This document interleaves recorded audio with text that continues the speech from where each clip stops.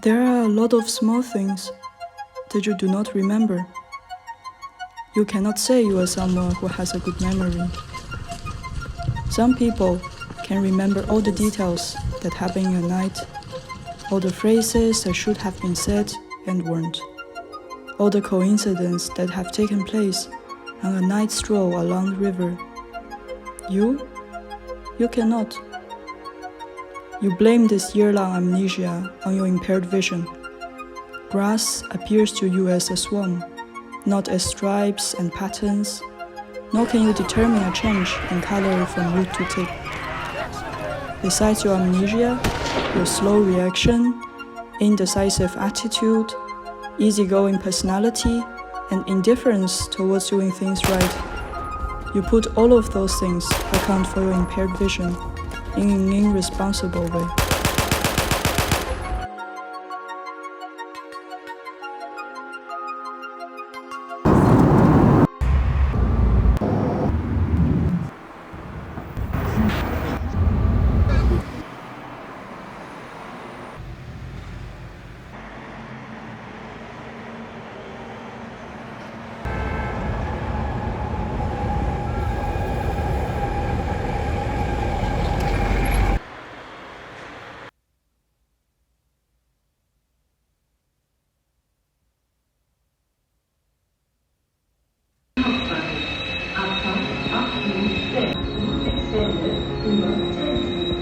The time when she just wakes up but is unwilling to open her eyes is the time that she's the closest to the 33 seconds before she wakes up. With a sulking childness, she insists if she hasn't opened her eyes, she's not yet waking up. She plunges into the past, looking back at some good memories and some not good ones. She only knows this moment after. When she was there, she did not know that her dreams are going to end. She can only assume to arrive at the moment of the proximity of reality and dream by some logical conclusions. She collects traces of sobriety and she deduces back to that unconscious state of almost waking up, but not yet. Pour aller tutoyer le ciel, j'ai traversé le grand brouillard des extases sensorielles. Je suis parti.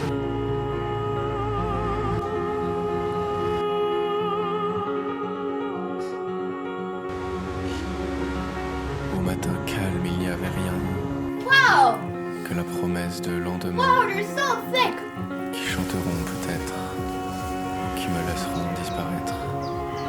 Puis la mer enfin, le sable fin, le vent soudain. Alors j'ai regardé l'horizon, j'y ai bâti ma raison, et je suis parti.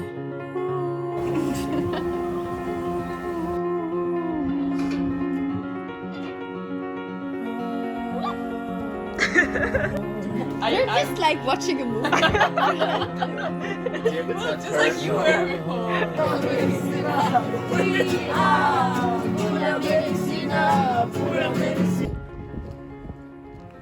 Et du coup, les gens en ont ras le cul et du coup, ils disent c'est bon. Non.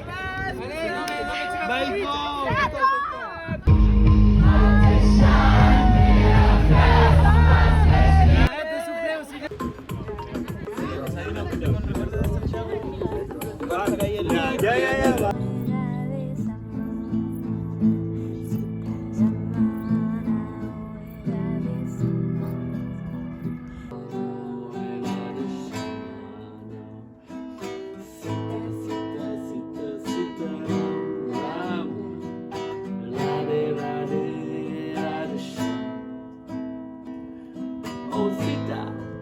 Oh, sitaram.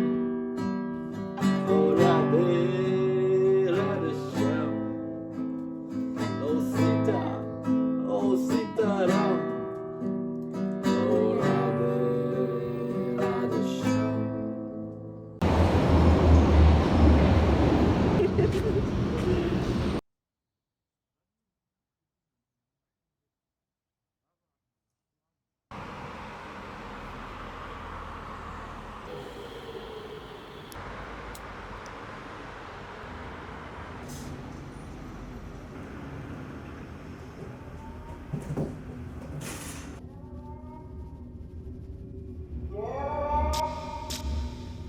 They feel something starts within them, something that leaves its resting place and attempts to rise, something that has been embedded like an anchor at a great depth.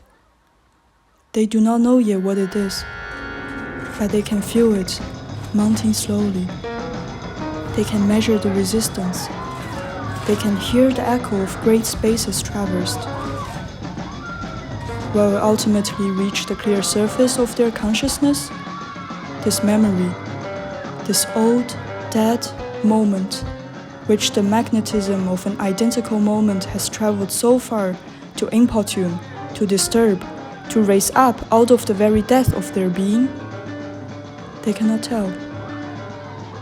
Now that they feel nothing, it has stopped, has perhaps gone down again into its darkness, from which who can say whether it will ever rise?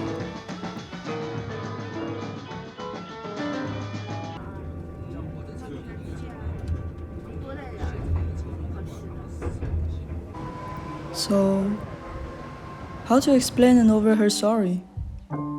A story that one is not in it, perhaps not even seeing, smelling, hearing, or even being there at the scene when it happened.